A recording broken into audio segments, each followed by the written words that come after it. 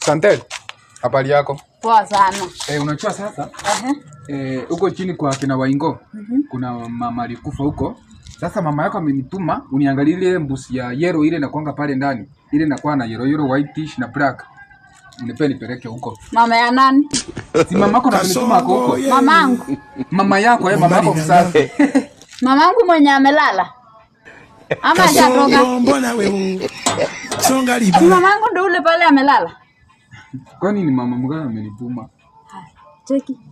Unakaa mwizi. God have mercy upon us. Immigration. Huh?